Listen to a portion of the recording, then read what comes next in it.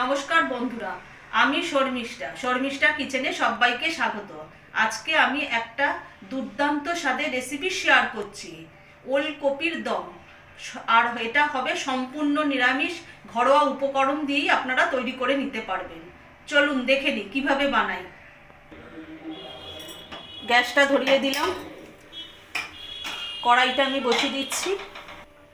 আমি কড়াইতে সাদা তেল দিয়ে দিয়েছি, তেলটাকে আমি গরম করে নেব।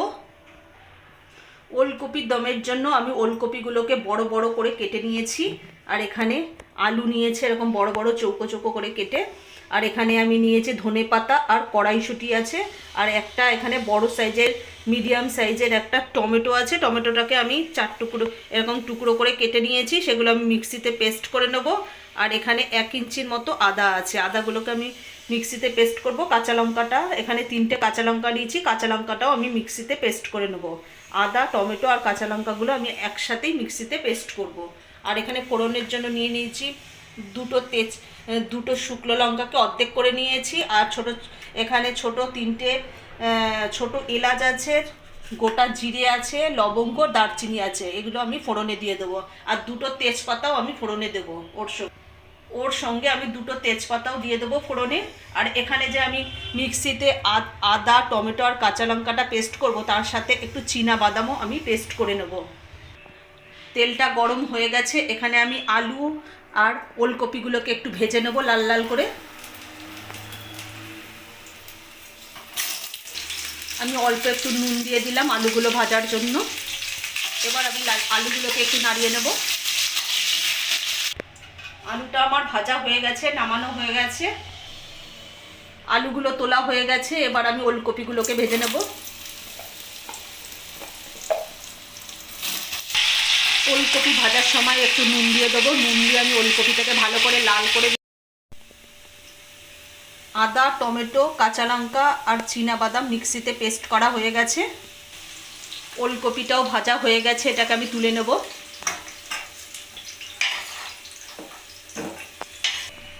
ওলকপি ভাজার তেলের মধ্যেই আমি ফোড়ন দিয়ে দেবো। ফোড়নের মধ্যে আমি 2টো তেজপাতা দিয়ে দিলাম। এবার ফোড়নটাকে ভালো করে ভেজে নেব। ফোড়নের থেকে সুন্দর গন্ধ বেরোচ্ছে। এবার আমি মিক্সিতে যে মশলাটা পেস্ট করে রেখে দিয়েছিলাম সেটা আমি কড়াইতে দিয়ে দেবো। আমি এখানে কিছু মশলা অ্যাড করব। আমি পরিমাণ মতো নুন দিয়ে দিলাম, 1 চামচ হলুদ গুঁড়ো দিয়ে দিলাম, 1 চামচ জিরে গুঁড়ো, 1 চামচ ধনে গুঁড়ো আর 1 চামচ গরম মশলা গুঁড়ো। এবার আমি মশলাটাকে ভালোভাবে কষিয়ে নেব। যতক্ষণ না মশলা থেকে আদার কাঁচা গন্ধটা চলে যাচ্ছে এবং তেল ছাড়তে শুরু করে দেয়, ততক্ষণ আমি ভালোভাবে কষিয়ে নেব। আর ভালোভাবে এইভাবে নাড়তে হবে, নাহলে বাদাম আছে, বাদামের জন্য এখানে কড়াইতে লেগে যাবে, মশলাটা পুড়ে যেতে পারে। তার জন্য এইভাবে নাড়তে হবে বারবার করে।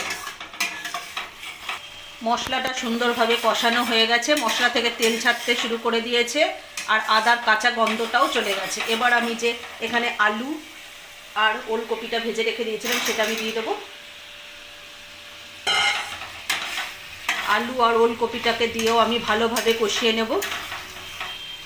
আর এখানে যে ধনেপাতা আর কড়াইশুঁটি রেখেছিলাম সেটাও আমি এর মধ্যে দিয়ে একবারে ভালোভাবে কষিয়ে নেব।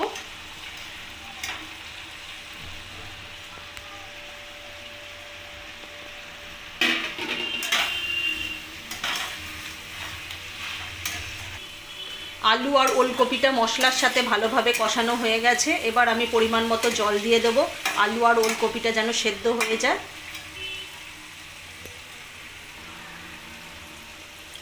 আমি এখানে জল দিয়ে দিলাম।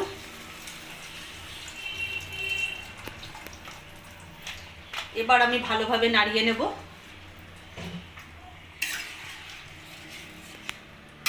এবার আমি ভালোভাবে নাড়িয়ে নিয়ে 5 মিনিটের জন্য আমি ঢেকে দেবো, ওলকপি আর আলুটাকে ভালোভাবে সেদ্ধ হওয়ার জন্য।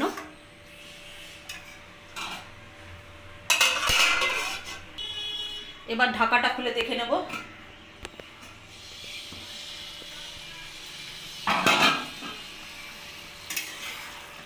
ওলকপির দম একেবারে রেডি। ওলকপিটা ভালোভাবে সেদ্ধ হয়ে গেছে। আমি এবার উপর থেকে একটু চিনি দিয়ে দেবো। আমি একটুখানি চিনি ওপর থেকে ছড়িয়ে দেবো, আপনারা চাইলে চিনিটাকে স্কিপ করতে পারেন। ওলকপির দম একেবারে রেডি, এবার আমি নামিয়ে নেব। আমার ওলকপির দম একেবারে রেডি, আমার নামানোও হয়ে গেছে। আজকে যদি আমাদের এই ওলকপির তরকারি রেসিপিটা যদি ভালো লেগে থাকে তাহলে লাইক, কমেন্ট, শেয়ার এবং সাবস্ক্রাইব করতে ভুলবেন না। আর অবশ্যই এইভাবে বাড়িতে বানিয়ে খাবেন।